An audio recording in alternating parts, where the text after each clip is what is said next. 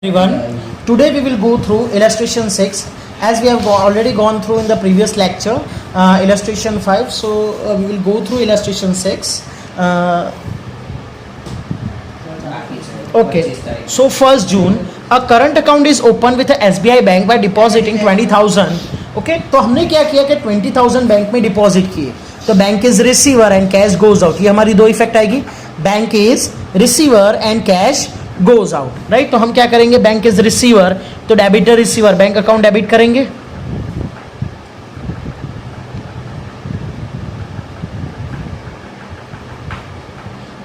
Cash goes out तो credit what goes out तो to cash account 20,000. Right, now 2nd June में क्या है, goods sold for 5,000 and amount directly deposited in the bank. मतलब हमने क्या किया, गुड्स डायरेक्ट सोल्ड किए और जो सारे के सारे गुड्स जो हमने सोल्ड किए वो डायरेक्टली हमने बैंक जो भी पैसे आए वो बैंक में हमने डिपॉजिट कर दिए. राइट, तो दैट मीन्स बैंक में पैसे गए, that means bank is receiver. Right, so bank is receiver and goods goes out. समझ में आया? अगेन आई एम रिपीटिंग, क्या हुआ कि जो हमने गुड्स सोल्ड किए उसके जो भी पैसे है वो हमने बैंक में जमा कर दिए, तो bank is receiver. Right, so bank account debit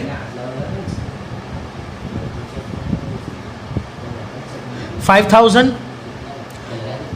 अब क्रेडिट किसको करेंगे, तो गुड्स गोज आउट. राइट, तो सेल्स, गुड्स अगर बाहर जाते हैं तो सेल्स लिखते हैं हम.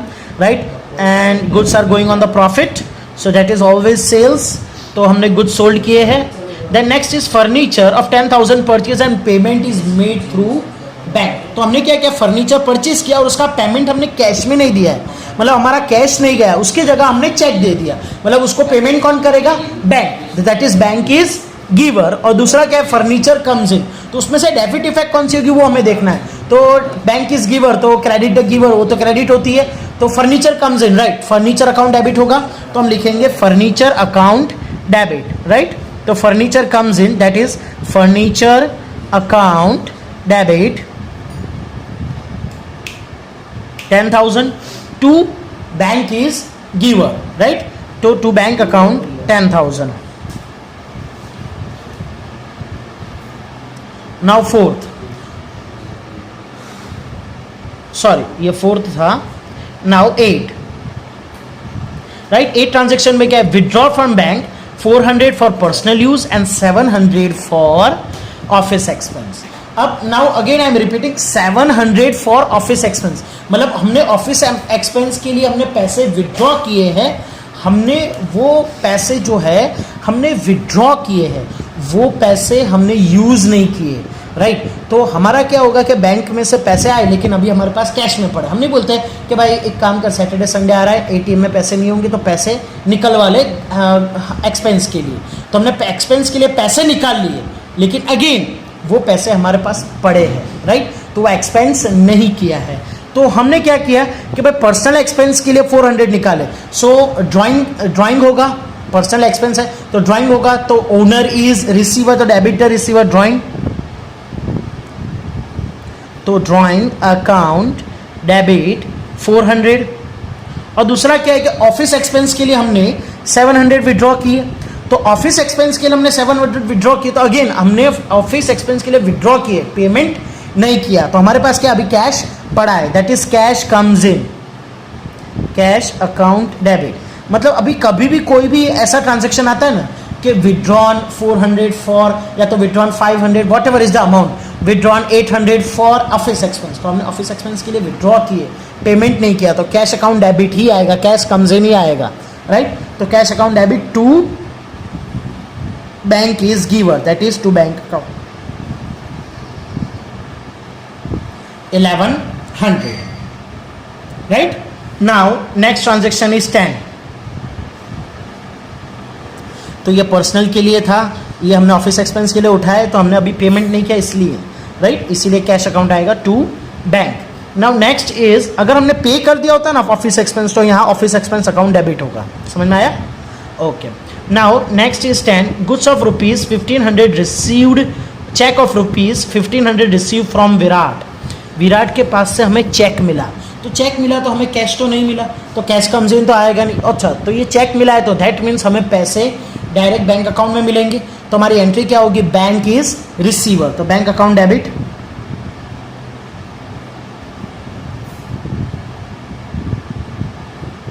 बैंक अकाउंट डेबिट 1500, और ये दिया किसने, तो विराट इज गिवर, तो bank is receiver and Virat is giver, दो चीज आएगा राइट। हमारे पास पैसे तो आए नहीं, तो टू विराट अकाउंट क्रेडिट करेंगे विराट को 1500। देन नेक्स्ट इज 18 में क्या बोला है, fire insurance premium 450, life insurance premium 300 are paid by the cheque. मतलब फायर इंश्योरेंस प्रीमियम तो हमारा जो है एक्सपेंस है, बिजनेस का एक्सपेंस है। लाइफ इंश्योरेंस है वो बिजनेस का एक्सपेंस नहीं है, बिकॉज बिजनेस की कभी कोई लाइफ ऐसा कोई इंश्योरेंस नहीं लेते। लाइफ का इंश्योरेंस हमेशा पर्सन का होता है, दैट मीन्स ये पर्सनल एक्सपेंस है, ड्रॉइंग होगा राइट। तो फायर इंश्योरेंस एक्सपेंस है तो debit the expense, fire insurance account debit 450। अच्छा, लाइफ इंश्योरेंस है वो हम डेबिट नहीं करेंगे, उसके जगह हम ड्राइंग करेंगे, बिकॉज जो लाइफ इंश्योरेंस है वो हमेशा पर्सनल एक्सपेंस होता है इसीलिए। सो ड्राइंग अकाउंट डेबिट 300, और दोनों का पेमेंट हमने चेक से किया, that is bank is giver right. To bank account 750।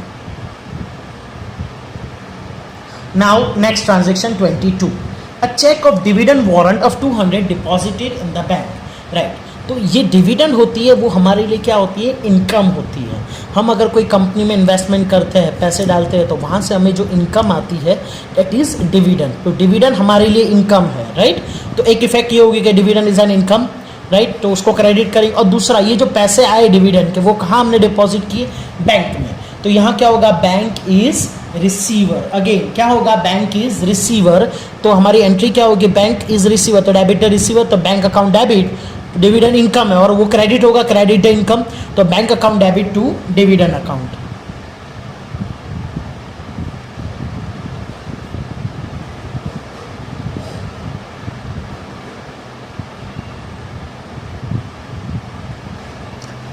Bank account debit dividend 200 right.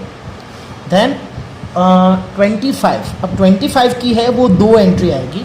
25 की एंट्री क्या होगी कि bank has credited 100 for his bank interest. तो याद रखिए कि जो ये बैंक इंटरेस्ट है वो हमारे लिए इनकम है। कैसे इनकम है, बिकॉज बैंक ने क्रेडिट किया है, मतलब हमें इनकम दी है, हमें पैसे दिए, तो बैंक इज रिसीवर। बैंक में पैसे आए ना हमारे जो भले बैंक ने दिया लेकिन हमारे तो अकाउंट में ही आए, तो हम तो यही देखेंगे कि बैंक इज रिसीवर। तो बैंक इज रिसीवर, बैंक में पैसा बढ़ा हमारा, बिकॉज बैंक में पैसा आया, बैंक इज रिसीवर राइट। तो बैंक अकाउंट डेबिट, दो इफेक्ट, दो एंट्री आएगी, बैंक अकाउंट डेबिट। क्यों, बैंक इज रिसीवर, बैंक को मिले ना पैसे जो इंटरेस्ट के थे वो क्या है हमारे अकाउंट में है, तो बैंक इज रिसीवर, हम तो ऐसा ही देखेंगे। तो बैंक अकाउंट डेबिट 100, और बैंक इंटरेस्ट हमारे लिए क्या है, तो हमारा जो है जो अकाउंट में है पैसे बढ़ गए, तो बैंक इंटरेस्ट हमारे लिए क्या है, इनकम है, तो हम क्या लिखेंगे, to bank interest. Bank interest is an income, तो क्रेडिट इनकम। अच्छा, आप याद रखना कि सारे के सारे नरेशन आपको लिखने होंगे राइट। ओके, अब हम नेक्स्ट करते हैं। तो और क्या है, bank charges, debit the bank charges, मतलब बैंक ने पैसे काट लिए तो मतलब बैंक में से कम हो गए, तो हम लोग तो वही देखेंगे, बैंक इज गिवर राइट। हम कैसे देखेंगे, बैंक इज गिवर, तो हमारा जो एंट्री होगी वो क्या होगा कि बैंक इज गिवर, और बैंक चार्जेस हमारे लिए क्या हो जाएगा, एक्सपेंस, बिकॉज पैसे कट गए ना, तो bank charges is an expense, तो bank charges account debit, debit the expenses.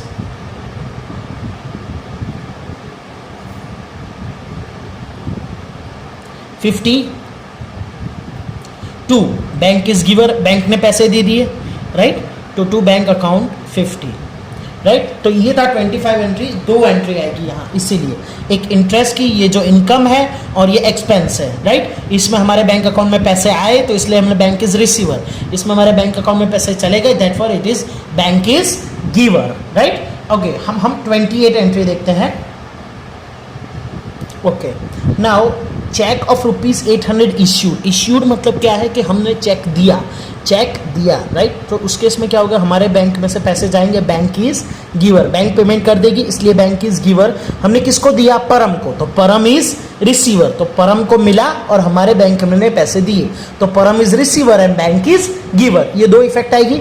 तो परम इज रिसीवर, तो debit the receiver and credit the giver, तो परम अकाउंट डेबिट होगा और बैंक अकाउंट क्रेडिट होगा, तो Param account debit 800 to bank, right, bank पैसे देगा तो to bank account 800। Now next is 38 entry क्या है कि चेक ऑफ 600 रिसीव्ड मतलब हमारे पास चेक आया, दैट मीन्स हमारे बैंक में पैसे आएंगे, राइट, चेक आया मीन्स हमारे बैंक में पैसे आएंगे, तो बैंक इज रिसीवर, राइट, तो डेबिट द रिसीवर, तो बैंक को पहले डेबिट कर देते हैं, तो बैंक अकाउंट डेबिट 600। और किसने पैसे दिए, तो शिवाजी ने, चेक जो है वो किसने दिया, शिवाजी ने, तो शिवाजी इज गिवर, तो शिवाजी क्रेडिट द गिवर करेंगे, तो टू शिवाजी अकाउंट 600, राइट। तो ये था हमारा इलस्ट्रेशन 6। अब आप यहाँ टोटल भी कर सकते हैं, तो आगे का पूरा सब है वो टोटल आप कर लेना, ठीक है। सो ये था आपका illustration 6। Now that's it for the day, thank you and have a nice day.